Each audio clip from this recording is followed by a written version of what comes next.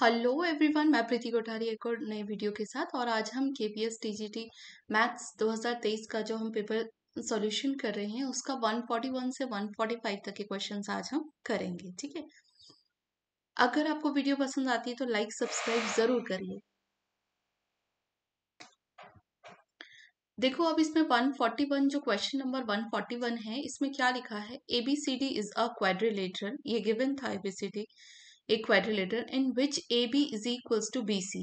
ठीक है, इसमें AB BC के बराबर है और AD equals to DC, AD DC के बराबर है। ठीक है, ये दोनों आपस में बराबर है। एंगल ABC 100 है।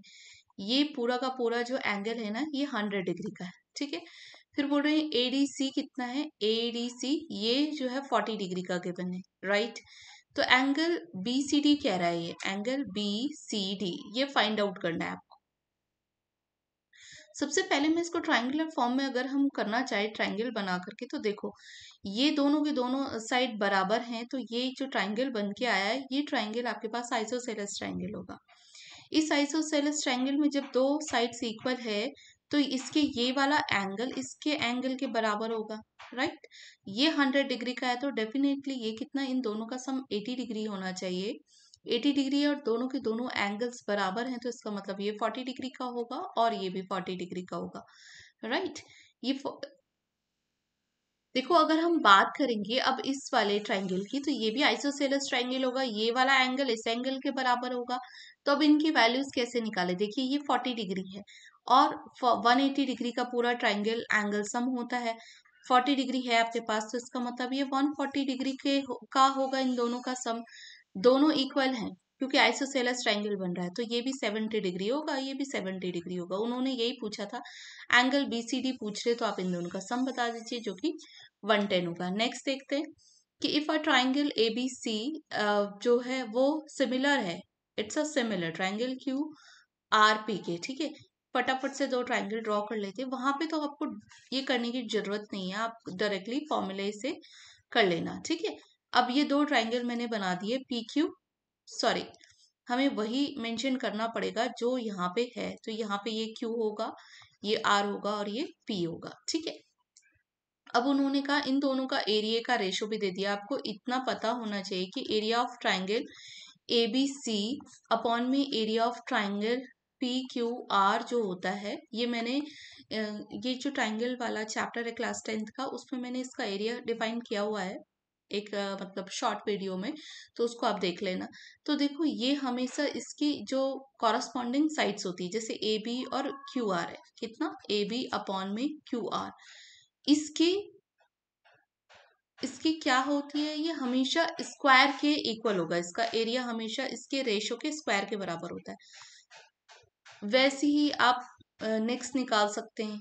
ठीक है, नेक्स्ट क्या होगा? AC अपॉन में QP, AC अपॉन में QP हो जाएगा। इतने का square is equals to BC upon में विच वन? RP, इतने का स्क्वायर होता है। ठीक है, अब आप देख लो कितना दिया हुआ है, 9/4 दिया हुआ है। तो हम क्या यहाँ से AB और QR निकाल सकते हैं? आप इसका स्क्वायर रूट निकाल दो, जो कि 3/2 आ जाएगा। ठीक है, अब उसने बेसिकली PR पूछा है आपसे। PR कहाँ है? ये है। तो आप देखो, और उसने BC दिया हुआ है 15। अगर उसने BC 15 दे रखा है, अब इनका रेशियो तो आ गया ना, इस साइड का रेशियो AB अपॉन में QR का रेशियो 3/2 आ गया है आपका। आपको पता है ये इक्वल होगा BC अपॉन में RP के। ठीक है, ये हमेशा इसके इक्वल होगा। जब ये इसके इक्वल होगा, तो इसका मीनिंग क्या होगा? जो BC होगा वो BC गिवन है आपके पास, BC 15 गिवन है, तो उन्होंने 3 को 15 कब किया होगा? जब उन्होंने 5 से मल्टीप्लाई की होगी। तो इसका मीन्स डिनोमिनेटर को भी करना पड़ेगा। तो RP कितना आ गया आपके पास? अगर हम यहाँ से देखें तो RP हमारे पास 10 आ गया। ठीक है, जो कि हमारा ऑप्शन नंबर 2 है। नेक्स्ट देखते हैं, if the figure ABCD is a rectangle, okay, or already given, sum of the length of two diagonals is 100 centimetre. अगर मैं डायगोनल की बात करूँ, तो वो बात कर रहा है कि AC प्लस BD ये 100 दे रखा है आपके पास। Point is a point on is point on AB such that ये परपेंडिकुलर है AB पे, right. If OE is equal to 7 centimetre, अगर ये 7, देन लेंथ ऑफ रेक्टेंगल। आपको यही लेंथ जो है वो फाइंड आउट करनी है। ठीक है, ये लाइन फाइंड आउट करनी है आपको। तो इसको निकालने का तरीका क्या है कि कहीं से मुझे ये और ये वैल्यू मिल जाए तो हम आराम से कर सकते हैं। ठीक है, अब हम कैसे निकालेंगे? देखो, हमें पता है कि जो कोई भी रेक्टेंगल है उसके डायगोनल आपस में बाइसेक्ट करते हैं। जब इनका सम जो है वो कितना दिया हुआ है आपके पास, 100 सेंटीमीटर है। 100 सेंटीमीटर है तो इसका मतलब क्या होगा कि जो सारी की सारी साइड्स होंगी इसकी, ये डायगोनल्स होंगे, तो ये इस तरीके से आपस में बाइसेक्ट करेंगे। क्यों कहा मैंने? क्योंकि ये बाइसेक्ट तो करते ही करते हैं, साथ में ये दोनों के दोनों इक्वल भी होते हैं। तो इक्वल करने के लिए सबसे पहले मैंने 100 को 2 से डिवाइड किया, 50-50 का मेरे पास दोनों साइड आई। फिर मैंने उनको भी बाइसेक्ट कर दिया तो 25-25 किया है। अब अगर ये 25 है, ये 7 है, तो आपको पता होगा कि ये 24 आएगा। कहाँ से किया मैंने? ये पाइथागोरस थ्योरम आप लगाओगे तो आपके पास ये 24 आ जाएगा। ठीक है, क्योंकि ये 625 बनेगा आपके पास, उसमें से आप सब्ट्रैक्ट 49 कर लेना, तो ये आपके पास कितना बन जाएगा? 11 7 ये 576 जो कि 24 का स्क्वायर होता है, राइट। तो ये भी 24 आएगा, इसका मतलब आपका आंसर कितना आ जाएगा? 48। नेक्स्ट देखते हैं, in a circle of radius 5 centimetre, draw भी करती जाती हूँ मैं इसको, कि एक 5 सेंटीमीटर रेडियस का कोई सर्किल है, ओ पी नाम रख देते हैं इसका। Two tangents are drawn from one external point A. ठीक है, मैंने एक एक्सटर्नल पॉइंट ए ले लिया और दो टेंजेंट्स इस पे ड्रॉ भी कर दिए। ठीक है, अब आगे देखते हैं। वो कह रहे if these two tangents are incline to each other, okay, at 60 degree, मतलब ये अगर एंगल 60 डिग्री होगा, then the length of each tangent is, इसका मतलब ये हमेशा याद रखना आप, ये ए है, इसका नाम पी रख, नहीं इसका नाम कुछ और रख देते हैं बी, इसका नाम सी रख देते हैं। ये हमेशा याद रखना, अगर एक एक्सटर्नल पॉइंट है तो जो टेंजेंट आप दो टेंजेंट ड्रॉ करोगे वो आपस में उनकी लेंथ बराबर होती है। ठीक है, ये तो हो गया। अब इससे अगर मैं इसमें सेंटर पे लाइन ड्रॉ करूं, मतलब रेडियस खींचूं, तो रेडियस हमेशा परपेंडिकुलर होती है। ये आपको तभी समझ में आएगा जब आप इस चैप्टर को पढ़ लेंगे। ठीक, तो ये 90 डिग्री का हमेशा टेंजेंट पे 90 डिग्री का एंगल बनाती है रेडियस, राइट। तो ये 90 डिग्री ऑलरेडी हो गया, ये भी 90 डिग्री ऑलरेडी हो गया। ठीक है, अब अगर मैं बात करती हूँ तो ये 90 कितना हो गया? 180 डिग्री। ठीक है, और 60 भी ऐड कर लो तो 240 डिग्री हो गया। आपको पता है एक क्वाड्रिलेटरल के एंगल का सम 360 डिग्री होता है, उसमें से आप ये सब्ट्रैक्ट कर लोगे तो आपको पता है ये कितना 120 डिग्री का एंगल बन जाएगा। अभी हमें इसकी जरूरत नहीं है, फिर भी मैंने आपको बता दिया। अब वो पूछ रहा है कि टेंजेंट की लेंथ बतानी है आपको। तो ये जो लाइन होती है ना, ये लाइन इस इन दोनों ट्राइंगल्स को ये सिमिलर ट्राइंगल बनाती है। क्यों बनाती है? देखो, इसका ये वाला साइड और ये वाली साइड बराबर है, इसकी ये भी रेडियस है, ये भी रेडियस है, ये बराबर है। ठीक है, ये 90 डिग्री का एंगल है, ये 90 डिग्री का एंगल है। तो ये क्या होता है? ये एक तरीके का सिमिलर क्या, कॉन्ग्रुएंट ट्राइंगल बनाता है। आपको पता होगा साइड एंगल साइड वाले प्रॉपर्टी से कॉन्ग्रुएंट एंगल बनाएगा, तो इसका ये वाली साइड, ये तो कॉमन साइड है ही, तो एस से भी आप कर सकते हो कि ये कॉन्ग्रुएंट ट्राइंगल होंगे। कॉन्ग्रुएंट ट्राइंगल से इसकी इन सब की जो कॉरस्पॉन्डिंग साइड्स होंगी वो इक्वल होंगी, राइट। अब आपको ये लेंथ निकालना है, तो लेंथ देखो, इसके लिए क्या करना पड़ेगा, बेसिकली इससे तो हमें कुछ मिल नहीं रहा, तो इसमें एक और कॉन्सेप्ट लगा देते हैं हम। क्या? ये हमारे पास ना एक, शायद यहाँ पे मैं रहूं तो इससे ये है 90 डिग्री। ठीक है, ये एक राइट एंगल ट्राइंगल है सपोजिंगली। ठीक है, अभी दिख नहीं रहा, ये परपेंडिकुलर ही ड्रॉ कर रखा है मैंने। ये एक राइट एंगल ट्राइंगल है, राइट। अब ये 90 डिग्री का है, अगर कभी ऐसे हो कि ये 60 डिग्री का हो और ये 30 डिग्री का हो, तो इसकी एक प्रॉपर्टी होती है। क्या प्रॉपर्टी होती है?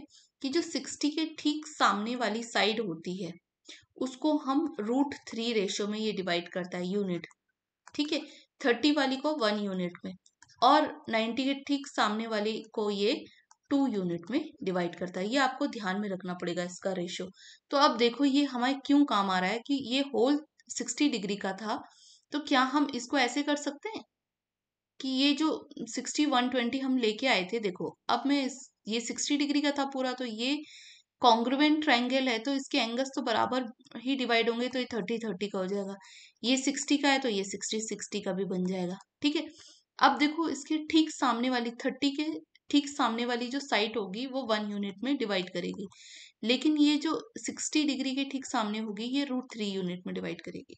अब उसने ना रेडियस ऑलरेडी दिया हुआ है, कितना दिया हुआ है, 5 सेंटीमीटर यूनिट का उसने आपके पास रेडियस दिया हुआ है। अगर ये 5 सेंटीमीटर का है, क्या अगर ये 5 एक उसकी जो रेडियस है अगर वो 5 सेंटीमीटर की है, इसका मतलब उसका 1 यूनिट 5 सेंटीमीटर का है, तो उसकी ये वाली साइड कितनी होगी? और अकॉर्डिंग टू दी फॉर्मूला तो √3 थी, लेकिन अगर वो तब थी जब ये 1 यूनिट होगी, ये 1 यूनिट थी तब ये √3 होगी, लेकिन अगर ये 5 यूनिट हो गई तो ये कितना हो जाएगा, 5 इंटू √3, तो ये कितना हो जाएगा, 5 √3 हो जाएगी। तो इसकी और ये दोनों तो बराबर ही है, तो जो लेंथ ऑफ टेंजेंट आई वो 5 √3 सेंटीमीटर आ जाएगी। ठीक है, तो यहाँ पे आपको 90 डिग्री राइट एंगल ट्राइंगल का ये कॉन्सेप्ट याद होना चाहिए कि अगर 60-30 में अगर एंगल डिवाइडेड है तो 30 के ठीक सामने वाली साइड जो परपेंडिकुलर है उसको 1 यूनिट लेते हैं हम, और 60 डिग्री के ठीक सामने वाली साइड √3 होती है, 90 डिग्री के ठीक सामने वाली साइड 2 यूनिट्स में होती है। अब देखो in a circle of radius 5 centimetre, again देखते हैं कि एक सर्किल है, उसका जो रेडियस है ना वो 5 सेंटीमीटर है। चलो ठीक है, point P is at distance of 13 centimetre from the centre of O। ठीक है, फ्रॉम जो ये सेंटर ऑफ O से एक पॉइंट P है जिसकी की लेंथ जो है वो 13 सेंटीमीटर है। ठीक है, वो कह रहा है pair of tangent PQ and PR drawn. अब हमने एक टेंजेंट इससे ड्रॉ कर ली, वैसे उसको पूरा एक्सटर्नल पॉइंट करके लिखना चाहिए था, शायद मैंने मिस कर दिया हो, ये एक्सटर्नल पॉइंट ही है। ठीक है, to the circle area of quadrilateral PQOR, ये O है। ठीक है, PQOR, इस क्वाड्रिलेटरल का आपको क्या बताना है, एरिया बताना है। तो आपको ये तो पता चल गया होगा कि ये कॉन्ग्रुएंट ट्रायंगल बनाते हैं। अब हमें बार बार बोलने की जरूरत नहीं है, क्यों, क्योंकि ये रेडियस है, रेडियस उसने 5 सेंटीमीटर दी हुई है, ये टेंजेंट्स हैं, दोनों दोनों बराबर ही होंगी। ठीक है, ये 13 सेंटीमीटर की। अब इसका एरिया निकालने के लिए बेसिकली हम क्या करते हैं कि एरिया अगर मुझे निकालना है इस ट्राइंगल का, ये 90 डिग्री का एंगल तो ऑलरेडी बन ही रहा है इसमें। ठीक है, तो ये बेस हो जाएगा, ये बेस कहीं से बेस निकल के आ जाए मेरे पास तो फिर मेरा काम हो जाएगा। बेस ये हो गया और हाइट ये हो गई। तो आपको पता है ना एरिया ऑफ ट्राइंगल कितना हो जाता है, अगर मैं बोलूं तो वो हाफ बेस इंटू हाइट हो जाता है। हाइट तो दे रखी है उसने, कितनी दे रखी है, हाइट दे रखी है उसने मेरे पास 5, पर बी नहीं है, बेस निकाल देते हैं तो कितना आएगा, ये 13 है, ये हाइपोटेनस होगा। आप 90 डिग्री के ठीक सामने वाली साइड हाइपोटेनस होती है, ये 90 डिग्री का आएगा। ठीक है, जब ये 90 डिग्री का होगा, ये हाइपोटेनस है, तो 13 का स्क्वायर कितना होता है, 169 होता है। ठीक है, is equals to 25 plus QP का स्क्वायर, तो सब्ट्रैक्ट कर लो, 25 कितना होता है, 441, तो मेरे ख्याल से ये कितना होगा, जो QP का स्क्वायर आ रहा है वो 12 आ रहा है। राइट, अब आप यहाँ पे रख दो हाफ इंटू 5 इंटू 12, तो कितना आ रहा है, 6 आ रहा है। तो ये कितना हो गया, 5 6 30 हो गया, 30 यहाँ हो गया, पूरे क्वाड्रिलेटरल का बोल रहा है, तो 30 प्लस 30 कितना हो जाएगा, ये तो 30 सेंटीमीटर स्क्वायर होगा, और पूरे क्वाड्रिलेटरल का आप ऐड कर दोगे दोनों ट्राइंगल का एरिया तो वो 60 आ रहा है। ठीक है, तो यही 5 क्वेश्चंस थे। अब जब जब भी मुझे टाइम लगता है मैं टाइपिंग कर लेती हूँ, टाइपिंग का थोड़ा सा होता है डिले। ठीक है, नेक्स्ट वीडियो आपके पास जल्दी आएगी।